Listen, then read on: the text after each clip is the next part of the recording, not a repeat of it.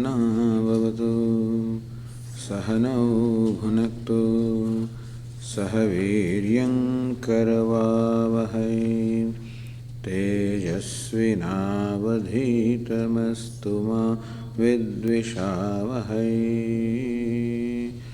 ॐ शान्ति शान्ति शान्तिः। वासुदेवेन्द्र योगीन्द्रम्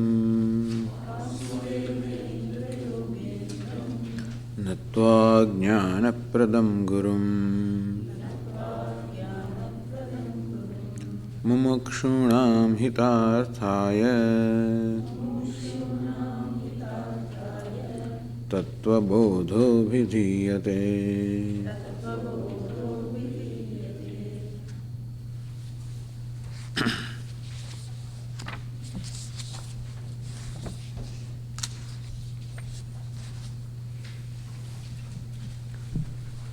अथ चतुर्विंशति तत्त्वोत्पत्ति प्रकारं वक्ष्यामः। We shall now explain the mode of the origin of the 24 tattva or essential principles. And the statement was made, Brahmashaya sattva-rajas tamo-ganatmika maya asti. That is maya. Maya asti, that is maya. And then qualifications of maya are given. Brahmashaya, that which has its locus in Brahman, Sattva, Rajas, Tamo, Gunatmika, which is the nature of Sattva, Rajas and Tamas. Maya, such as that, is this acceptance of this principle called Maya, or the concept of Maya. And this becomes necessary because things just do not make sense. Just as what the magician produces doesn't make sense. How did you get a $100 bill? You don't have anything, you just have a piece of newspaper. So, just as what a magician shows doesn't make sense because it is fake, because it is not real. Only that which is real would make sense, which is not real would not make sense. And this world cannot be explained, nothing can be explained, really speaking. So we cannot explain this creation, we cannot explain the world.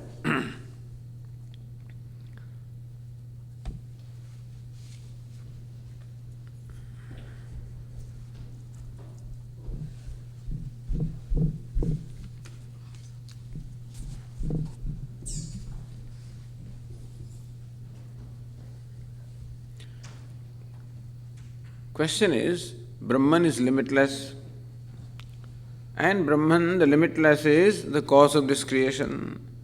How can the limitless become the cause of creation which is limited? How can a limited creation emerge from Brahman or cause which is limitless? Because the general rule is that the effect should reflect the qualities of the cause. If the cause is limited, we would expect the effect also to be limited. If cause is limitless, we would expect the effect also to be limitless, whereas we find the effect to be limited. Brahman is consciousness, whereas the creation that we see is inert or insentient. So how that which is consciousness gives rise to an insentient creation? And why should there be a creation to begin with? Any action presupposes a desire. Creation also is an action, presupposes a desire. There was an agenda or a purpose behind any action. So creation also is an action, therefore we would seek a certain purpose behind that. So what is the purpose of creation? Why should Brahman create? And if Brahman, you say Brahman has created the universe, that means that there must be a certain purpose why the universe is created. So what purpose Brahman can have? Brahman is limitless. What purpose limitless can have? A purpose or desire itself shows that there is a lack or a want. There cannot be desire unless there is a want or a lack. So every desire is an expression of a want or a lack.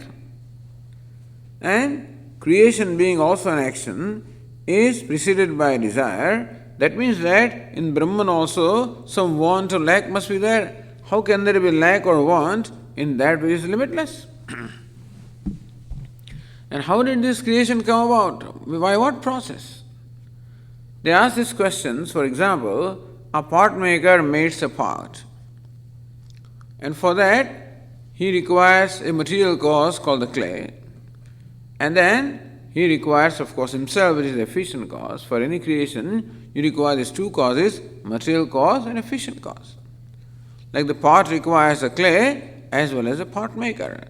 Clay is the material from which the pot is made, and that material usually is insentient.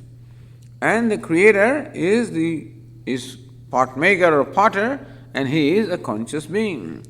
So the material cause is insentient, and the efficient cause is a conscious being. So Brahman is one without a second. So how can there be this kind of differences such as the material cause and the efficient cause?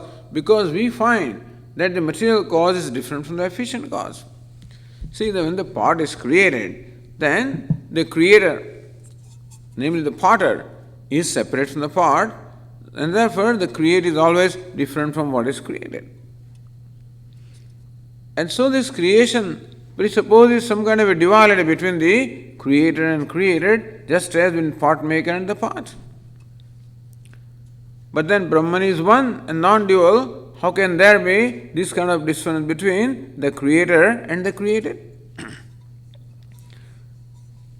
If Brahman is one, what kind of help did he have, or Brahman had, in order to create this universe? A pot maker requires a potter's wheel, he requires clay, he requires various accessories to create a pot. What kind of help did Brahman have? And all these kind of questions we asked, then we do not find any satisfactory answers. And people ask this question in satsang all the time. Why did Brahman or God create this world? Why is it so? And these questions are not answered. We do not have what we call a logical or satisfactory answer. And you say that you are Brahman, I am Brahman, then why do I feel that I am limited? If I am Brahman, the limitless, why do I feel I am limited? And so, all of these questions cannot be answered, meaning that there is no satisfactory explanation of why the creation is, and even what the creation is.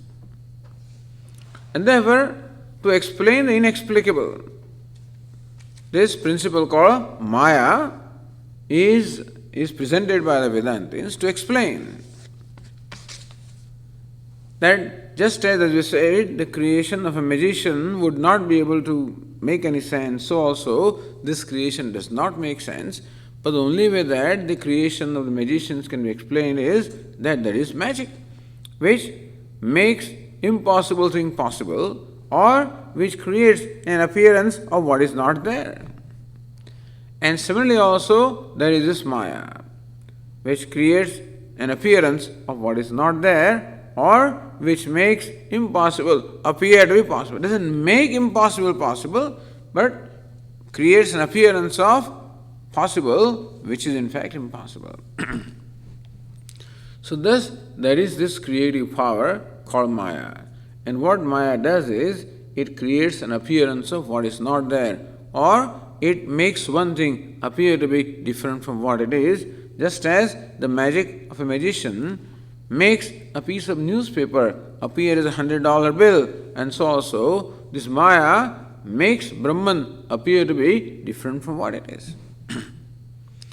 Just as magic does not bring about an intrinsic change, and so also Maya does not bring about an intrinsic change in Brahman. So thus, there is this Maya, which is what we call the creative power. So there is something called Maya, because other than that, this creation cannot be explained. If the only reality is Brahman, it is limitless, one without a second, there is no reason why there should be any activity at all. There is no reason why there should be any desire at all. A desire, as we said, shows some lack which cannot be. There is no need for Brahman to change. There is no need for Brahman to become many. So various explanations are given about the creation by other teachers, by other thinkers. Vedanta says that this is inexplicable. Other people have come up with various explanations. Some people say that God was alone and he said, all right, let me have company, and therefore he created this universe so that he can play or he can have company. Not a satisfactory explanation, because if God created something which is pleasant, then it's all right, but then this whole universe is full of misery and therefore everybody is suffering. It is all human beings are suffering, and you would wonder why should God create something and enjoy the suffering of the human beings? Doesn't sound right. And if you say God was alone and so he wanted company, does it mean he got bored? If he gets bored, that means that he is not Ananda, he is not complete. And so no explanation is satisfactory. Some explanations are poetic, and many explanations do serve a certain purpose also. But then, logically speaking, no explanation is satisfactory. And therefore, Vedanta says that there is no need of an explanation which is inexplicable.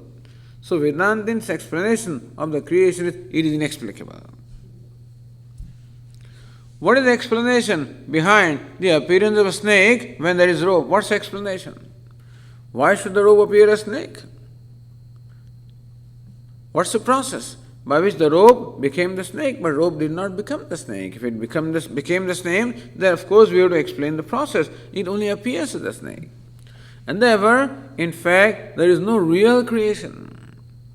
If the snake was real, then the question why, how, etc. would perhaps have some meaning, but inasmuch as the snake is not real, and even if you answer all those questions why and how, still you have to know the truth of the snake anyway, and when it is known, the snake is no more there.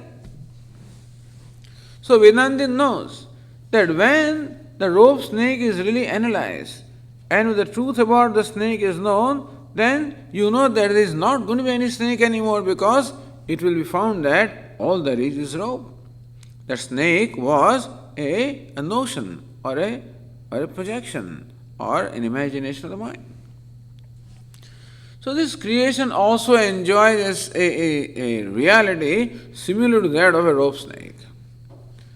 And therefore, there is no real creation. That's what Vedanta says. What we call creation is rather an appearance than a actual transformation. In case of a pot which is made from clay, the clay undergoes a real change or transformation in order to become the pot. That is the process of transformation. This is the process of becoming. But then Brahman does not become the universe.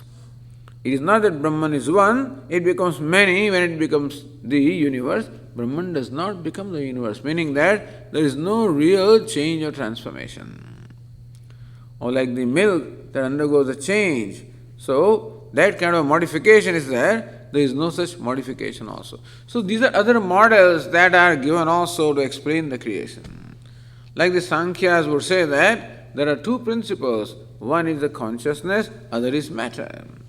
And so they look like the scientists might perhaps do. The matter is looked upon as an independent principle, and that is called pradhanam, is the primordial matter, which undergoes real change and becomes a creation. But Vedanta does not accept matter or anything as independent of consciousness, because how can matter itself create? Matter cannot have intelligence. Matter always requires an intelligent principle in order to mold it, just as the clay requires a pot maker to mold it. So various explanations are given, none of them is satisfactory. And so the Vedanta says that the creation is similar in reality to a rope snake. It is an appearance and not a real creation, not a real transformation, not a real modification. And an appearance need not have an explanation. If it is an explanation, it no more remains an appearance. If you can and remember, if you can explain the snake, rope snake, then it becomes real. Then only you can explain. Fact that you cannot explain, you see, people get frustrated when you cannot explain things. Vedanta says that not being able to explain is not a defect, it is an ornament. It is not dushanam, it is bhushanam.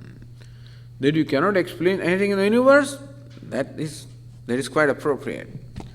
So Vedantin does not feel frustrated or defensive because he cannot explain. He says if you could explain the creation, then the creation would be real. In that case, the duality would be real. In that case, the sense of individuality would be real. In that case, the samsara would be real. In that case, the sadness or dukkha would be real. In that case, what is real can never be removed, and therefore you can never hope to be free because bondage is real. When can we hope to be free? If the bondage is not real. If I was really bound, there is no way that I can become free. If I was really limited, there is no way that I can become limitless, because whatever, regardless of what kind of changes take place in a limited being, he can never become limitless. You can become little bigger and little bigger, you can never become limitless. Let that frog in a well try to become big in this little well. There is a mother frog and there is a child frog. And then mother always will teach the child, this is the world, I am supreme, I am the queen of the whole universe. There is no one bigger than me. So that's what little frog always believed. Except once it rained heavily and the well got overflowed, and then this little frog child happened to jump out and see the whole universe. Then he found that, hey, there is a whole universe, vast universe. And the water, it saw a big animal, there was a buffalo. He got frightened and jumped back into the well, went to its mother and said, Mom, I saw a whole universe, much bigger than this well. How can it be? This is the universe. Mom, no. And I saw a very big thing, a very big animal, bigger than me. Yes, much bigger than you, Mom. How can it be? I'm the biggest. No, Mom, that was much bigger than you. And so mother says, this much. Then she started to expand, filled up air in her stomach, started to expand. This much bigger? No, Mom, bigger than that. This much bigger? No. How big the frog can become? The thing got burst ultimately. It can never become a buffalo, because a little thing cannot become limitless. However much you expand. And that's what a poor human being is trying to do all the time. He's trying to become limitless. He wants to become limitless in time, and therefore he knows that he's going to die someday. So let me leave impression in the pages of history so that I'm always remembered. In some way, my memory at least should remain in time.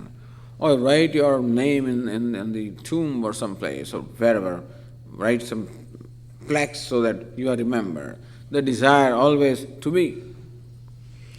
And I want to become powerful and control everybody so that my power spreads everywhere. I have the feeling that I pervade everything. Trying to become all pervasive, trying to become eternal or immortal, trying to become limitless, regardless of what he does, he cannot. And therefore, regardless of what this poor human being becomes, he can never have the satisfaction of becoming free from limitation, because one would be limited anyway. Formerly he was limited and poor, and now he is wealthy and limited, but then that is limited remains always. As I say, the distance between one and infinity is infinite. Between a million and infinity also is infinite. Between a billion and infinity, the distance is infinite anyway. And therefore, one cannot become infinite. One cannot become limitless. So if bondage was real, limitation was real, there was no hope at all. But at the same time, as I said, if bondage was real, then I would have been comfortable with bondage. If limitation was really my nature, I would have been comfortable being limited. Because everything is comfortable being its natural self. But I'm never comfortable being limited. I'm never comfortable being bound or dependent. That shows that it is not my nature. And thus, Vedanta tells us that samsara is mithya. The sense of limitation is unreal. The sense of bondage is unreal. It is a product of ignorance. It is the appearance that Maya makes. And therefore, by knowing the magician, the magic, you can transcend the magic. And so also by knowing the magician here, Brahman, you can transcend or you can see the fallacy of Maya And that's how see the fallacy of bondage. Thus, becoming free is not a process. Becoming free is to recognize that what we consider bondage is false. Therefore, becoming free is to become free from the notion of bondage. That's all. Free from the notion of limitation. So there is a notion of bondage or limitation. From that we have to become free, and the notion goes only by knowledge. Thus this Maya or avidya or ignorance, these are the concepts presented by Vedanta to explain that the sense of limitation or the bondage that I feel is not a reality about me. In reality, I am limitless, I am ever free. It is because of ignorance or because of Maya, which has the capacity to make an appearance of what is impossible, creates a sense of limitation in the one who is limitless. How can it be, Swamiji? If I was limitless, why do I feel limited? That's called Maya. If I am ever free, why do I find myself bound? That is Maya. I am Ananda, why do I find myself sad? That is Maya. Which is, at the individual level, is ignorance, and therefore that can go by knowledge. So understand that this Maya is not to take us for a ride, but the concept of Maya is to give us a tremendous comfort. People become very upset with this word Maya. They think that the Vedanta, they call Vedanta Mayavadis. Mayavadi. Who is the Mayavadi? The fellow who promotes Maya. But not really. Vedanta Brahmavadi, the concept of Maya is only introduced to explain that everything is Brahman. There is nothing but Brahman. There is no real duality. There is no real samsara. There is no real creation. What is Brahman. One without a second. Because the Upanishad says, Sadeva Somya idam agrasit ekameva dvitiyam. Hey Somya, hey good-looking one, this universe before its creation was Brahman, Satchit Ananda, one without a second. All there is Satchit Ananda and nothing else. This is what Vedanta teaches us. And the only way we can understand this is by recognizing that this creation is mithya, is unreal, and it can be mithya only when the cause is Maya. So cause is magic.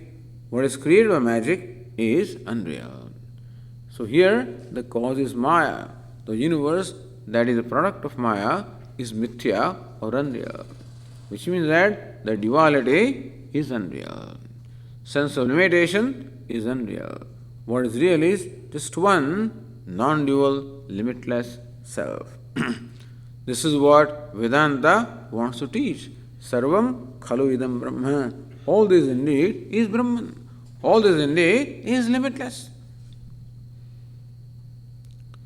So in order to teach us that, the beginning is made by saying that there is this principle or concept called Maya, which creates an appearance of what really is not, which creates an appearance of the universe where indeed there is Brahman. Just as an appearance of snake is created where indeed there is rope, and so also the appearance of this, the multifarious creation is created where there is Brahman or the self, one without a second. So this is the concept of God that Vedanta presents. God is one without a second, one non-dual. What is meant by non-dual is that there is nothing other than that. Secondless one. To call God one is one thing. But if he is one of the things, then he is one all right, but then there are many things other than God also. So the concept of God presented to us by other theologies is that God is one. But that this world or the universe is different from God. God is separate from the universe. So mostly the theologies present God as what we call nimitta karanam, or as a efficient cause, like a pot maker is for a pot. So how the Creator generally stands apart from creation, like a pot maker stands apart from a pot. And so also they say that God is the Creator and stands apart from the creation. So you assign him a place like heavens stands apart from the universe. Vedanta says that if God was separate from the universe, then God also would become limited, because where the universe is, there the God is not. However powerful he is, or however knowledgeable he is still limited because he is confined to some place, confined to some time. He is not here and now, he is elsewhere and later. That means that he is also limited in time and place. And truth cannot be limited. Truth must necessarily be free from every limitation. Truth or satyam has to be free from limitation of time. It cannot be that truth is something now and changes later on. It can't be called truth. Or what I say is one thing here and elsewhere I say differently. It cannot be truth. So by definition, truth must be that ever remains the same at all the times, past, present and future, at all the places, here and there and everywhere, and all conditions. So truth is God. God is truth or truth is God. And by definition, truth must be free from limitations of time, place and conditions. So God must be free from limitation of time, place and condition. If he is free from limitations, he can't be confined to a time or confined to a place or confined to a certain attribute, because then, however great he is, he still becomes limited. Therefore, he should be in all the times, in all the places, in all the attributes. At the same time, he should transcend the time, place and attributes. Just as an actor is in all the roles. He is a beggar also, king also, a minister also. At the same time, the actor transcends all these also. He pervades all the roles, at the same time, he transcends all the roles. So with reference to the actors, with reference to these roles, what is the nature of the actor? Actor is immanent, meaning that he pervades all the roles, at the same time, he transcends all the roles. The one who transcends alone can be immanent or pervasive. So, similarly also, God or Brahman is immanent, pervades every name and form, at the same time transcends every name and form. So just as a beggar or a king, etc., are the superimpositions upon the beggar, so also this universe of name and form is a superimposition upon the universe. Just as the actor alone appears as a beggar, so also Brahman alone appears as a universe. This is the thesis of Vedanta. And only when we understand this, that we can understand what non-duality is.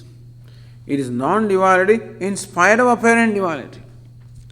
The non-duality Vedanta talks of is not absence of duality. It is in spite of duality.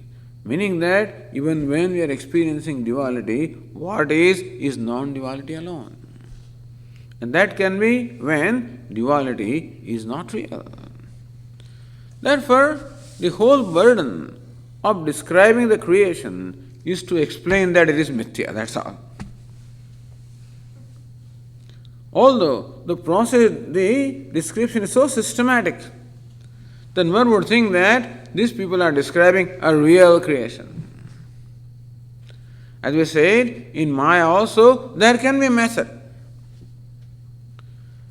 And therefore, the method or the sequence of the steps is explained here. And basically, the sequence is the creation is from subtle to gross, from one to many, from subtle to gross. The subtlest is Brahman, which is one, and from that, this gross and many come out. Or Brahman, which is one, appears as many. Brahman, that then alone we can say that this whole universe is Brahman. So what we are now going to study is all said with this in view, to say that whatever is Brahman. Sarvam khalu idam Brahma. All of this is Brahman. And the model that is of creation accepted here is what we find in the Taittiriya Upanishad and some other Upanishads also, as to how the evolution is from subtle to gross, from one to many.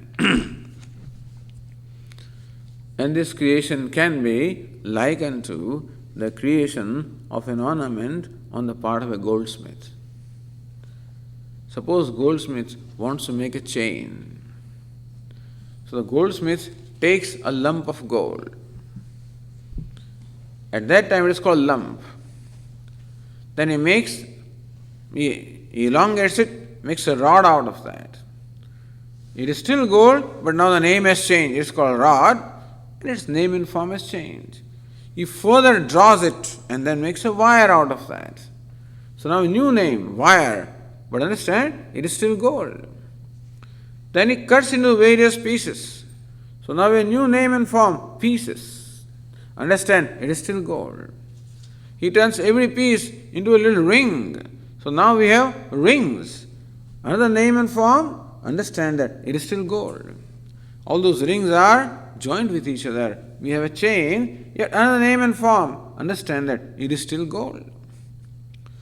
So how one gold supposedly goes through several stages before it becomes chain, but while this chain is created, no intrinsic change has taken place in gold. It is gold all the time. Except we give new names and forms. New names are given for our own convenience. But what is gold at every stage. And therefore, they will describe how the goldsmith made the change. First, there was this lump. Then came this wire. Then came these pieces. Then came this little links or rings. Then came the chain. So you would think that some real change or transformation has happened, but the gold has remained ever the gold. There is no intrinsic change. This description is given to us to explain that chain is nothing but gold. That gold appears as chain. All there is gold. And so also Vedanta wants to explain to us all there is Brahman. All there is God. All there is limitless. All there is divine. All there is wholeness. That's all there is. And it is. It is not that one has to become that. It is not that some change must take place before it becomes limitless or it is. And what is to be seen. Understand? Why are they telling us this is so? Because we see differently, therefore there is a need to be told what it is. As I said the other day, I am talking to this person whom I used to know 25 years ago and I have forgotten about him. And therefore I take him to a different person and there some misunderstanding gets created. He thinks that I know him and I am talking and I think he is a different person. Then some acquaintance comes along and says, Swamiji, do you recognize this Krishnamurti? 25 years ago in New York City. Then I say, hey, there you are. So this is a statement made to me to recognize what is.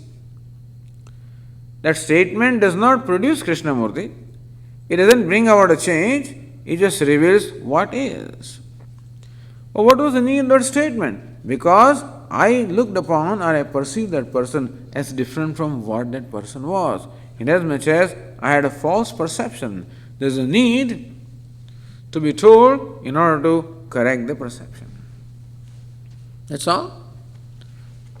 Similarly, we have a false perception not only about ourselves but also about the world. So we think that the world consists of manyness, that I am different and the world is different. World is different, God is different. I am different, God also is different. One is different from the other. The inner is different, the sentient is different. This is how so many differences appear to us. And our conclusion is that that this world or the universe consists of all these kinds of differences or dualities. That what is you is not I. I exclude you, you exclude me. And thus I limit you, you limit me. Therefore, I always feel limited, different from the world, one among many, very often threatened and isolated. All these feelings are arising in me, not because there is a reason, but because I have concluded that the world is different from me. And so, Vedanta in fact wants to give us the true perception. Look, your perception is wrong. And whatever you do on the basis of wrong perception will also be wrong. If I think that this is a snake there, then what I do is going to be wrong, because in fact it is not there. So giving reality to this duality and giving reality to this distinctiveness between the world and myself, giving reality to distinctiveness that I think is happening in you and I, naturally my behavior, my approach, everything is going to be determined by that perception. And so Vedanta tells us that all this sorrow or suffering is a product of this wrong perception. And all that it wants to do is to correct the perception. That's all.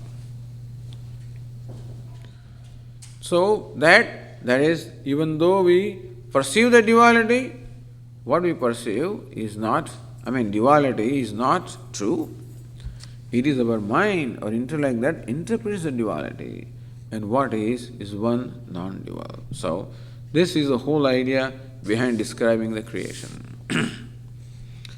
And so you'll find a very elaborate description of how the whole universe came about. Another thing that we should explain also is, so two things are said about Maya. Number one, three things are said. There is Maya. That's one thing, that's very important. And understand that this aspect of Maya is just brought in to explain something. Then Vedanta knows that once you know the truth, then Maya is not going to remain. Because what is going to remain is Brahman.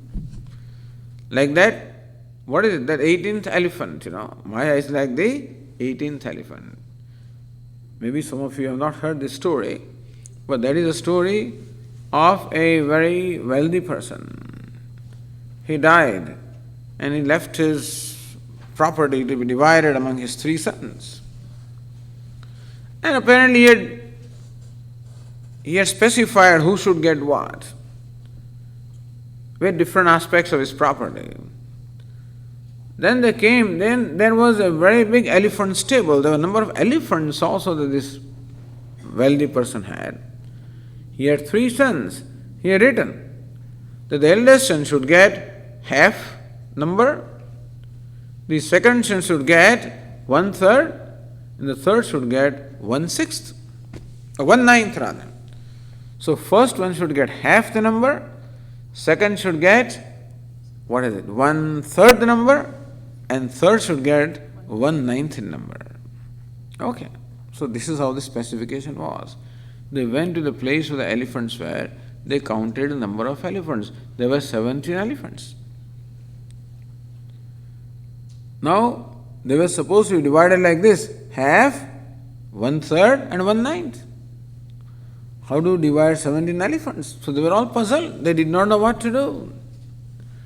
They knew that this wealthy person, the rich, he was a very intelligent person, and therefore whatever he would do would have some meaning. And so it's not that he was stupid and he didn't know what he was talking about. So they were all puzzled. How to make sense out of this?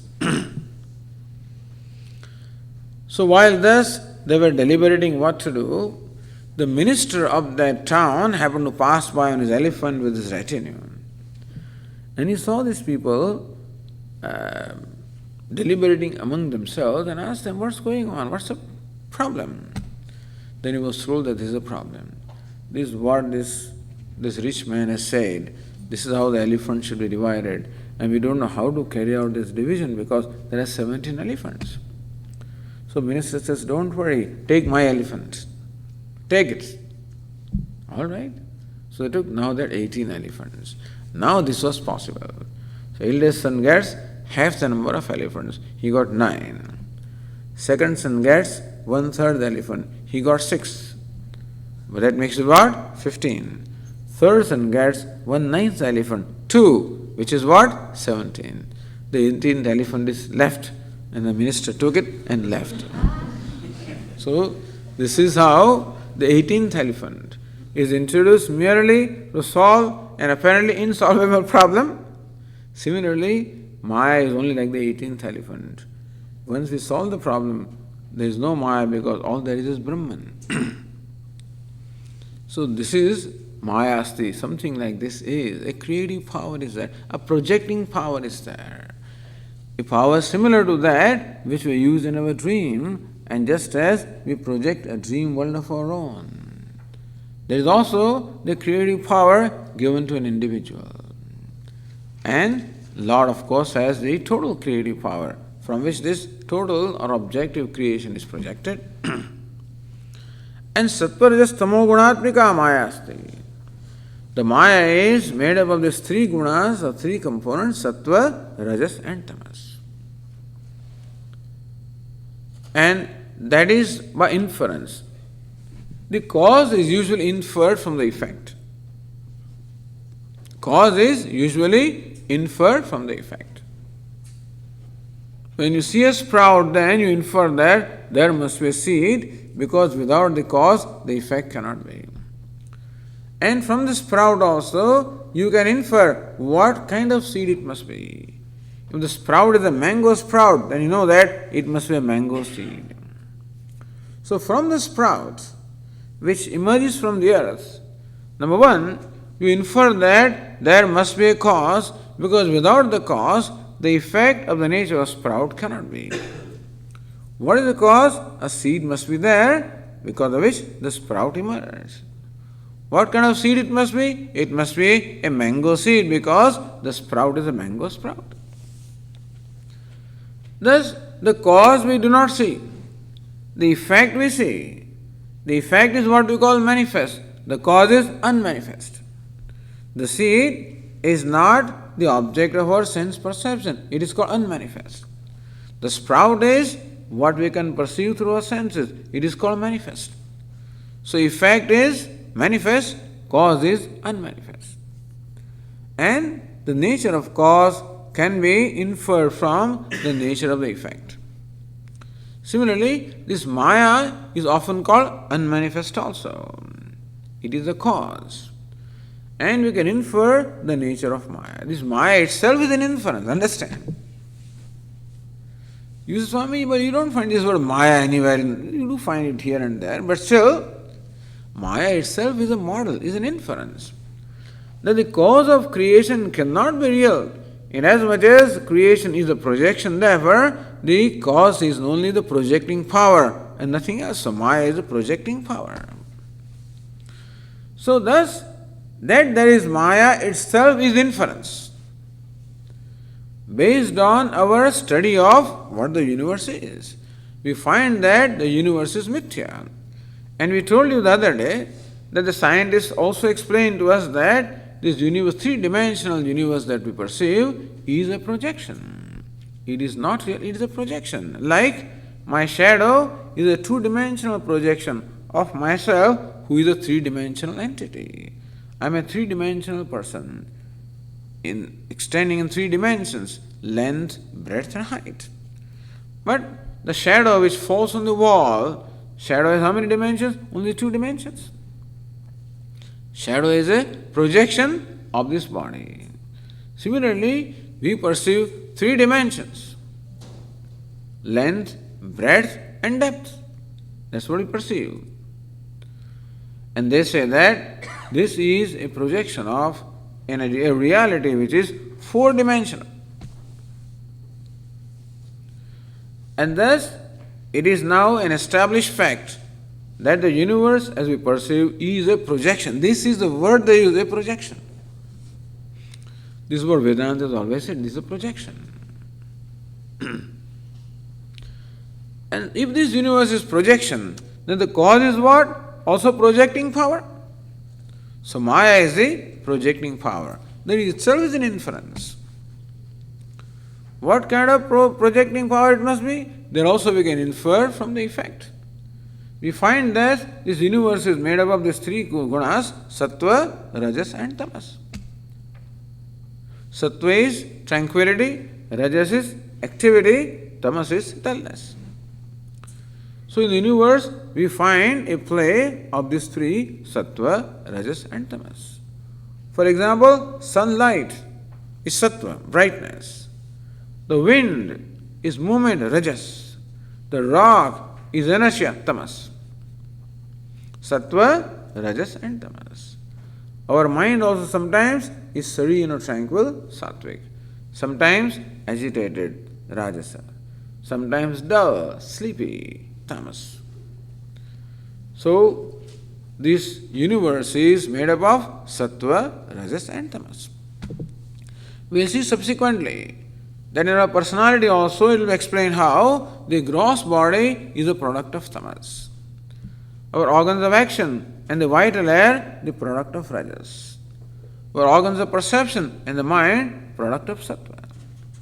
Thus, our personality also is a product of sattva, rajas and tamas. The universe, we can say, is the personality of God, also made of sattva, rajas and tamas.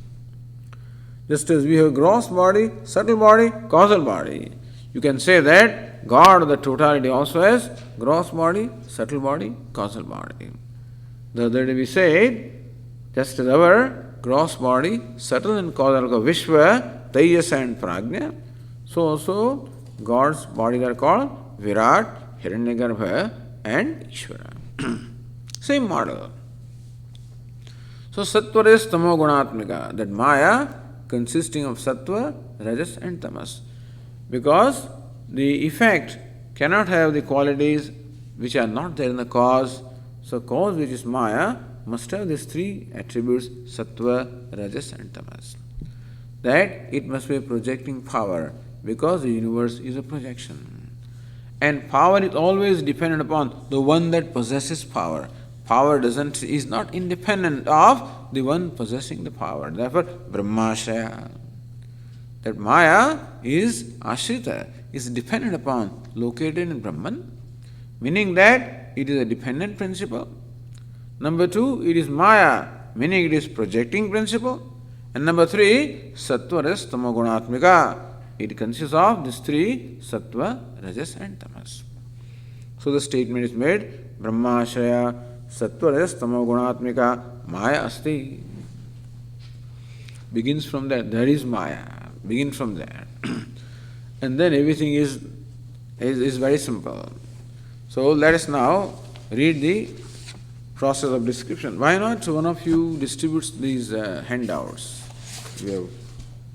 Our Samhita has worked very hard to prepare this chart. So those who are attending the camp, they should first get it, and then if they are left over, then you can give it to others.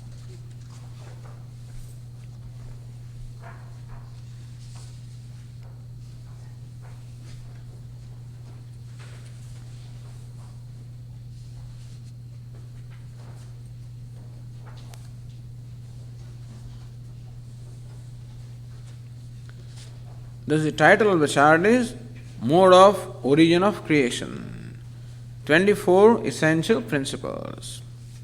It begins with Maya, where it says dependent upon Brahman, and Maya consisting of Sattva, Rajas, Tamas. And from there, how the universe proceeds is now described in these passages.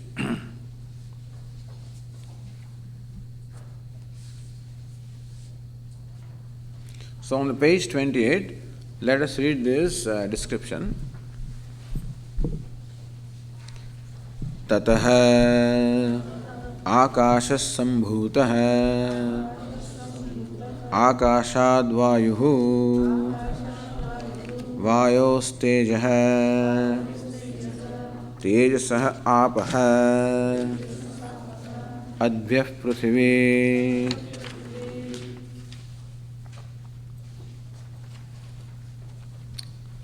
So it says that first there is the appearance of the five elements. The five elements we already seen are Akasha, Vayu, Agni or Agni, Apaha, Prithvi. Akash, space, air, fire, water and earth. These are the 5 elements. But Swamiji, now science says that everything is one. Why do you talk of 5 elements? This is the model. Just as scientists can tell us 102 elements and things like that, ultimately it's one, but so also we find this 5 in our experience. We will see how each organ of perception pursues one aspect of creation. That is how the creation is perceived as consisting of these 5 elements: air, space, air, fire, water and earth. Tataha akasha sambhutaha. Tataha, from this Maya, first what appeared was Akasha, the element space. Akashad Vayuhu, from that appeared the element air. Vayuho Tejaha, from that appeared the element fire. Tejasaha Apaha, from that appeared the element water. Advyah Pruthavi, from that appeared the element earth. In increasing grossness, the subtlest element is space. Grosser than that is air. Grosser than that is fire and then water and the earth. Earth is the grossest. Why? Because earth can be perceived by all 5 organs of perception. The water can be perceived by 4 organs of perception. The fire can be perceived by 3 organs of perception. Air can be perceived by 2 organs of perception. Space can be perceived by 1 organ of perception. Why is it so? Because, as we will see later on, space has 1 quality, air has 2 qualities, fire has 3 qualities, water has 4 qualities, earth has 5 qualities. As the qualities increase, the perceptibility, the grossness also increases. Therefore, the process of creation is from the subtlest to the grossest. So, Tataha Akasha Sambhuta, first element is space. From there the air, then fire, then water, and then earth. So, interesting thing is, from Brahman, through Maya, there is the space. From space comes air. From air, fire. From fire, water. From water, earth. This we can understand when we reverse this process. Take any solid metal, which is earth, and then we heat it. Then it starts boiling, becomes liquid. You heat it, becomes hot, fire. You heat it, becomes vapor. And you further heat it, it becomes disintegrated and then disappears, at least from our perception, becomes space. So, from the earth to the water, to the fire, to the space, and to air and space. And if we cool down, then there will be a reverse process. Like superheated steam is cooled down, it becomes saturated steam. Cool down becomes water. Cool down becomes ice. So thus we find a reverse process. And that is how this model is explained, how space, which is subtlest, that slowly appears as air. So it's not that something new is created. What is space alone appears as air. What is air alone appears as fire. What is fire alone appears as water. What is water alone appears as earth. And even before that, what is Brahman appears as space. So Brahman that appeared as space further appears as air. Brahman which appeared as space and air further appears as fire. Just as the lump of gold became the wire, it became the pieces, it became the rings, it became the chain, and so also one alone is called by different names depending upon the stage of appearance. Meaning that the element fire is not intrinsically different from air, not intrinsically different from space. Same substance, appearing as it glossifies, appears in these different forms. And ultimate substance is Brahman. So Brahman alone appears as space, that alone appears as air, fire, water, earth. This is how the five elements have appeared. These are, at this time, in the beginning, they are in a subtle state. So these elements in the subtle state are called tanmatras. So if you see the chart, the first line shows subtle tanmatras. What is meant by subtle is that they are not yet perceptible through the organs of perception. And you see space giving rise to air, fire, water and earth. All subtle tanmatras. Okay. Now understand that Maya, the original cause, consists of sattva, rajas, tamas. Therefore, each of the elements, which is also a product of Maya, consists also of sattva, rajas and tamas. You see, for example, the lump of gold is yellow and shining and precious. And therefore, at all the stages also, it is yellow, shining and same molecular weight, it will be there. And so also, since Maya is sattva, rajas, tamas, whatever is created from Maya also has sattva, rajas, tamas. Therefore, each of the five elements also has the aspect sattva, rajas and tamas. Now when that is clear, now we can proceed further.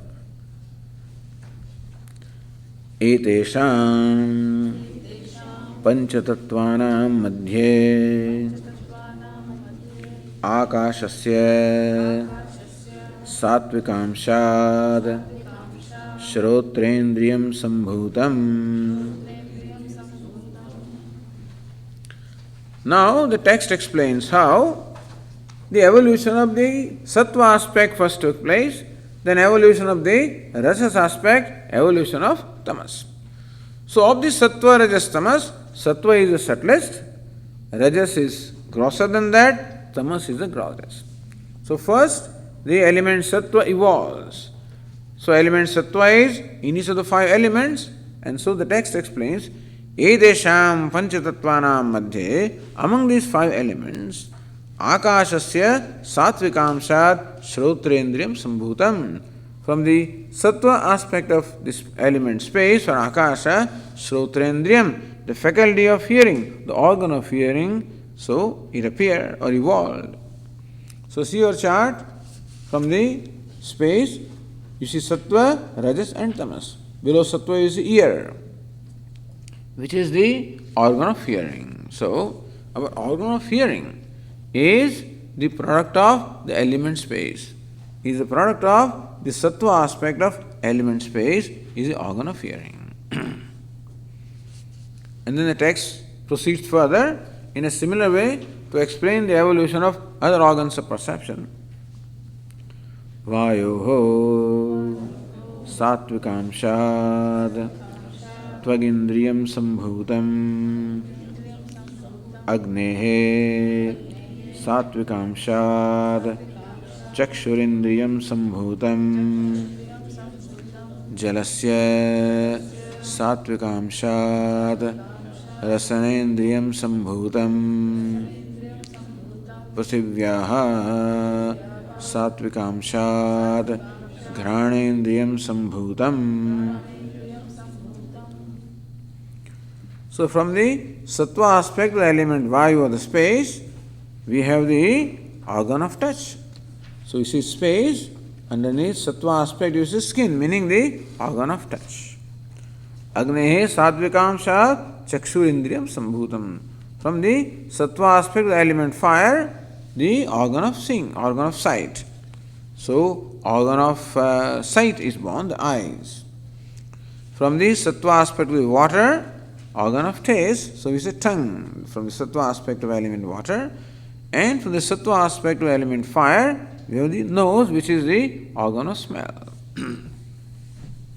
So from sattva aspect of the five elements, we have the five organs of perception. And now listen, there is a correspondence between this organ of perception and the corresponding element from which these organs have evolved. As we see here, from the sattva aspect of element air, space, the organ of hearing is produced. So therefore, organ of hearing perceive the space, meaning the sound, which is the quality of space. Then for the sattva aspect of the element air, the tvagindriyam, the organ of touch. Therefore, the organ of the what we call the tvak or the skin perceives the touch, which is the quality of quality of air. So the sattva aspect of element fire, eyes are created, and the fire has color.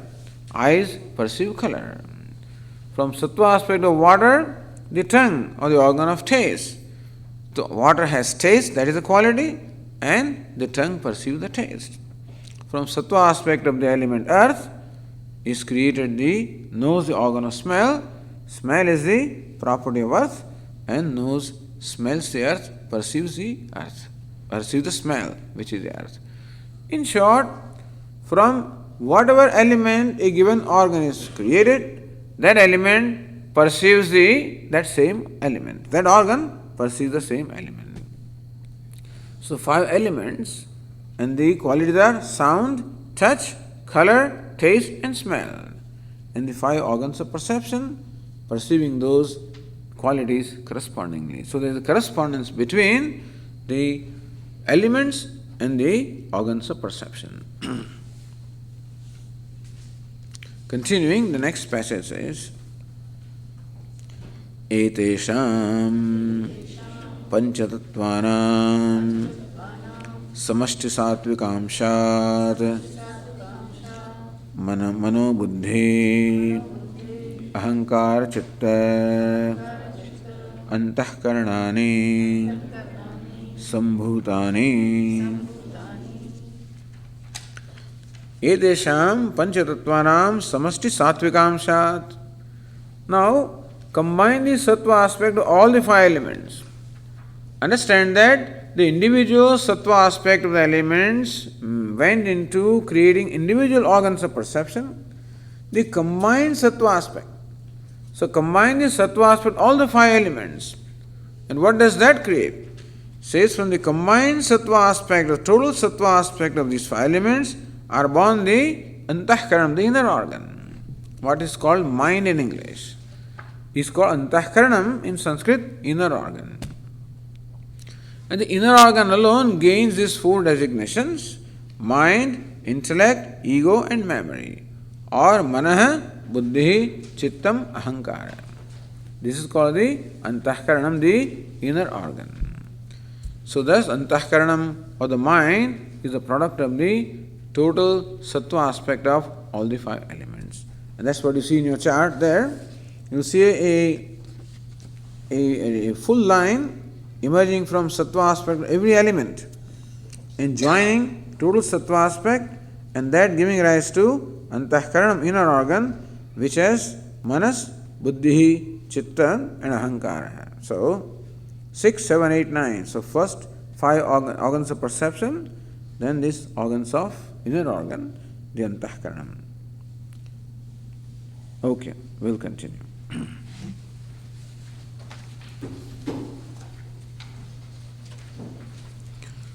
Om Purnamadav Purnamidam Purnat Purnamudachyate Purnasya Purnamadaya Purnameva Vashishyate. Om Shanti Shanti Shanti. Shankaram Shankaracharyam Keshavam Vadarayanam Sutra Bhashya Krutau Vande Bhagavantau Punah Punah. Ishvaro Gururatmeti Murti Bheda Vibhagine Vyomavad Vyapta Dehaya Dakshinamurtaye Namaha. Om Shanti Shanti Shanti. Hari Om. Shri Gurubhyo Namaha. Hari Om.